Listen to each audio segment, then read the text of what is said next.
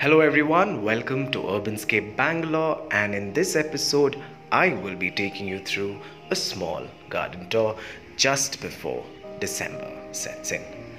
Since today is Karnataka Rajyotsava, ನಿಮ್ಮೆಲ್ಲರಿಗೂ ಕರ್ನಾಟಕ ರಾಜ್ಯೋತ್ಸವದ ಹಾರ್ದಿಕ ಶುಭಾಶಯಗಳು.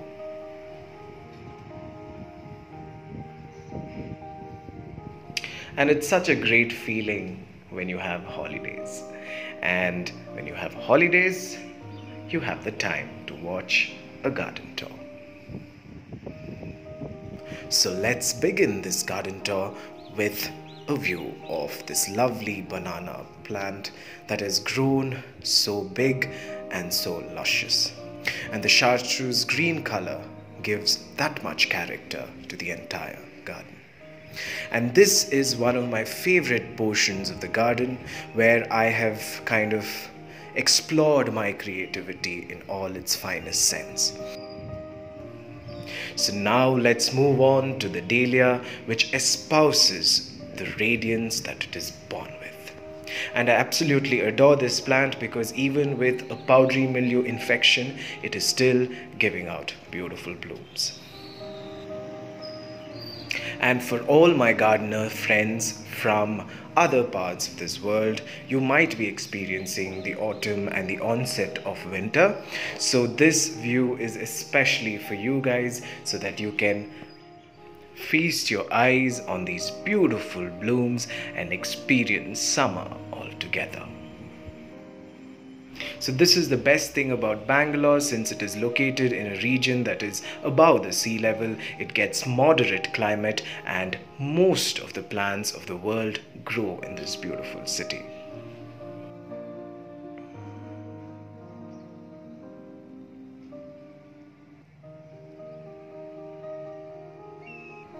So this area is my creative garden area or my succulent area. So I'm confused between what to really call it because I have my succulents as well as I have my beautiful ceramic containers with a lot of creative gardening in it. So the chartreuse green of the sweet potato vine accentuates the tone and color of the other plants. And this is my jellyfish container, and I'm really hopeful that this would brim with existence the next year and give me that coveted jellyfish look.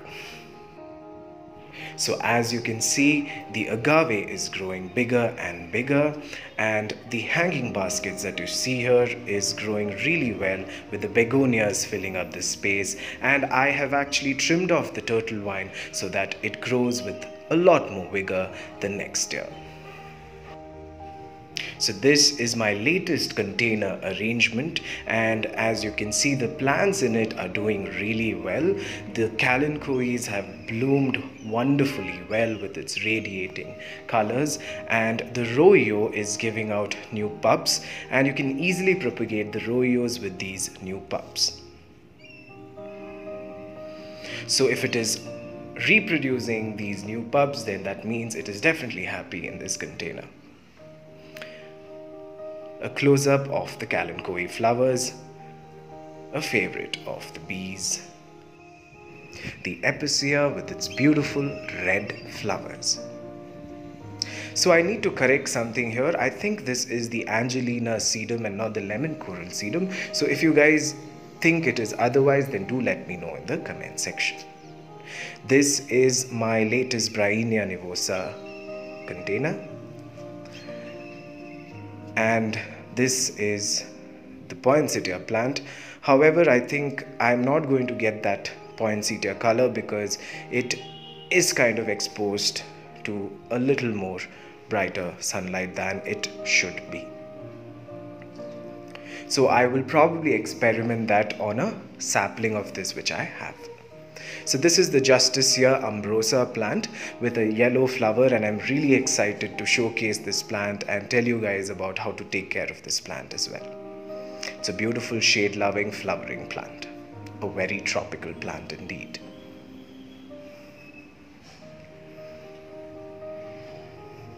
And finally, the majestic Erica palms that a lot of you seem to like, reflecting the golden beams of the sunlight. Next we move on to the Dracaena plant, and as you can see, wherever I have given a cut, it has given out 2 new Dracaena marginata plants, and I am a very delighted gardener. So then we have the snake plant and the colocasia plant. So these are my only chrysanthemum collections for this year. I'm not a very huge fan of the chrysanthemums because it's too much of work. And then we move on to the king of the tropical jungle, the hibiscus or the China rose.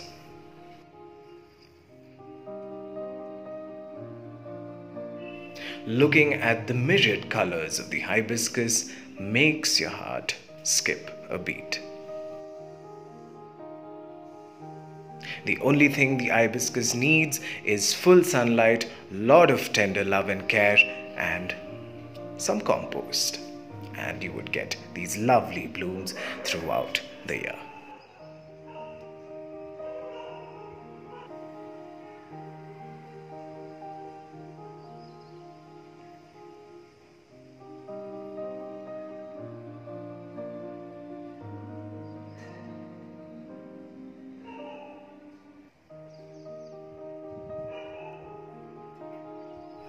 Next, we move on to the Plumeria pudica and the Penta plant.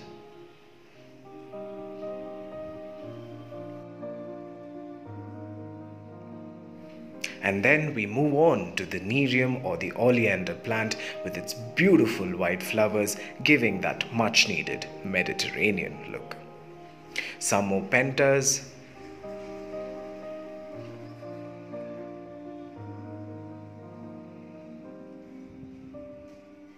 The marigold shimmering in the daylight sun. Next we move on to the white ixora. This is an ixora plant with white flowers, which is quite rare. I have not seen ixora plants with white flowers, and this is an absolute beauty, and you probably cannot see because of the intense sunlight.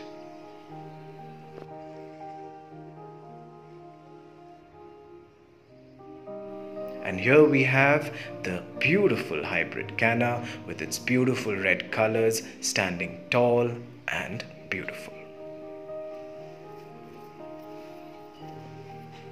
Then we move on to the Salvia farinaceae with its blue color that makes me not miss the lavender plant.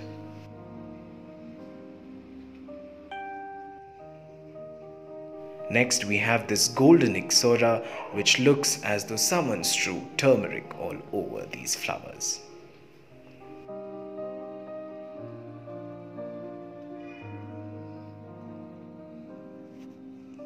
And now let us see the star of the garden, the adenium, giving out so many blooms because it knows that December is approaching and it has to give out seeds.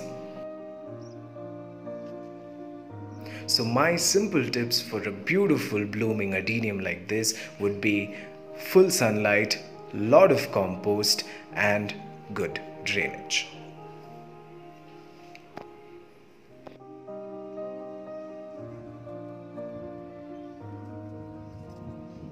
So now let us move on to the rose section. So this plant is actually sold in the nurseries as a black rose, but this is not a black rose. Please do not go after black roses. There is no such thing as a black rose. This could be called a grapey colored rose or a grape rose, but definitely there is no such thing called a black rose. So this is the mango plant, or the mango tree if I could call it, because it is in a pot, and look at the huge trunks and the branches. It resembles a tree in its finest element in a small space.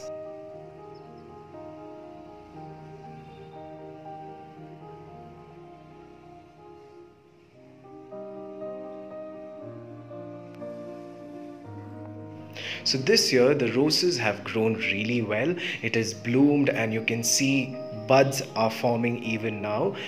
So in the rest of the parts of the world where you have frost etc., the roses must have died down etc. But here it blooms even throughout December.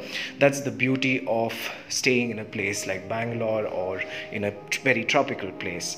So this year, the only problem would be the thrip infection that has been a little bit of a dampener, but otherwise the spirits of the roses have been really high and they have bloomed with much radiance and fragrance as they always have.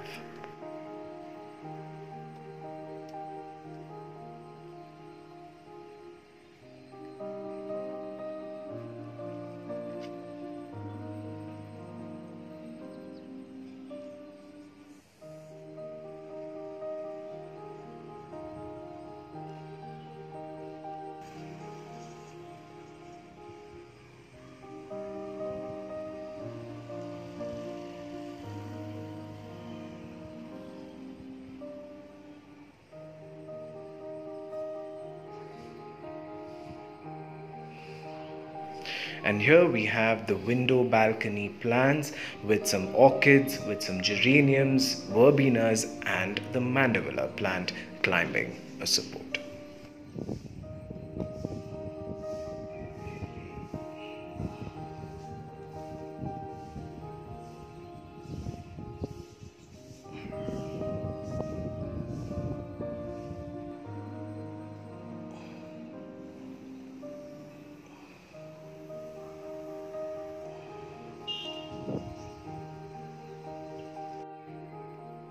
Up next, the radiant orangish Pyrostegia venesta, or the flame vine.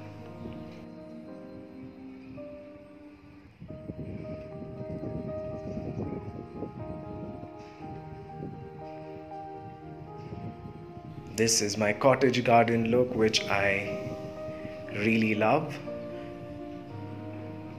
The bougainvilleas have stopped flowering. This is what happens during the winter, especially in my garden. With this, we have come to the end of another garden tour, and I hope that you really loved watching this video. If you did, and if you want to watch more such videos, then please hit that subscribe button and also that bell icon to get more notifications. Until we meet again, a very warm goodbye.